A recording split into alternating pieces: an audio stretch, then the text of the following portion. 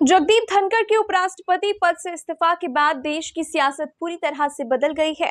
हर और धनखड़ के ही इस्तीफे की चर्चा है। राष्ट्रपति द्रौपदी मुर्मू ने मंगलवार को धनखड़ का इस्तीफा स्वीकार कर लिया, तो दूसरी ओर गृह मंत्रालय ने इस पर नोटिफिकेशन भी जारी कर दिया है।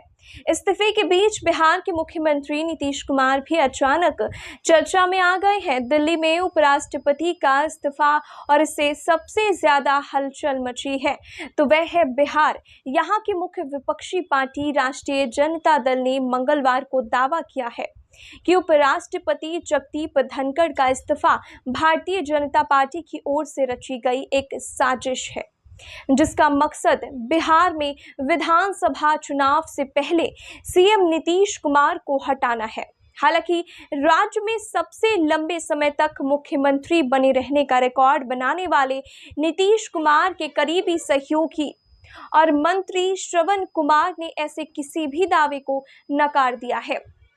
उनका कहना है कि अक्टूबर-नवंबर में होने वाले विधानसभा चुनावों के लिए नीतीश को एनडीए का चेहरा घोषित किया गया है।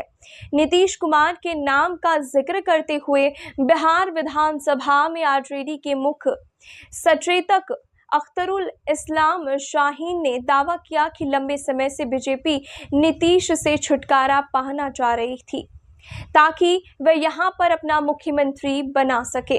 बिहार में विधानसभा चुनाव से पहले ही वे हताश हो गए हैं, जिसमें एनडीए की हार निश्चित है। आरजेडी नेता शाहीन ने मीडिया से बातचीत में दावा किया है कि बीजेपी के कई वरिष्ठ नेता लंबे समय से नीतीश को हटाने के पक्ष में बोलते रहे हैं। पूर्व केंद्रीय मंत्री अश्विनी कुमार चौबे ने तो एक बार नीतीश को उप प्रधानमंत्री बनाने की वकालत कर दी थी। इसलिए यह तय करना गलत नहीं होगा कि धनखड़ का इस्तीफा बीजेपी की एक साजिश है, जिसका मकसद राष्ट्रपति जैसा राजनीतिक रूप से कल महत्व वाला पद देकर नीतीश कुमार को हटाना है। इसी तरह पूर्व उप मुख्यमंत्री और दिवंगत नेता सुशील कुमार मोदी ने एक बार दावा किया था कि नीतीश कुमार उपराष्ट्रपति पद के लिए पैरवी कर रहे हैं, और जब लोकसभा में बहुमत रखने वाली बीजेपी ने जनता दल यूनाइटेड के अध्यक्ष को पद देने से इनकार कर दिया तो वे एनडीए से बाहर हो गए थे।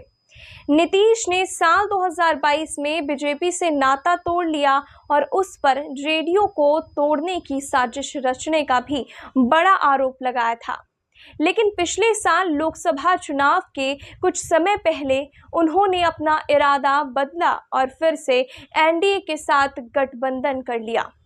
चुनाव के बाद जेडीयू का प्रदर्शन बढ़िया रहा और पार्टी एनडीए में एक अहम सहयोगी बन गई, क्योंकि केंद्र की सत्ता में बने रहने के लिए बीजेपी को जेडीयू के समर्थन की दरकार हमेशा रहेगी। इस बीच जनता दल यूनाइटेड के वरिष्ठ नेता श्रवण कुमार ने आरजेडी नेता के दावे पर नाराजगी जताई। उन्होंने कहा कि नीतीश के बिहार छोड़ने का कोई भी सवाल ही नहीं होता, वे यही रहेंगे और विधानसभा चुनावों में एनडीए को बड़ी जीत दिलाएंगे।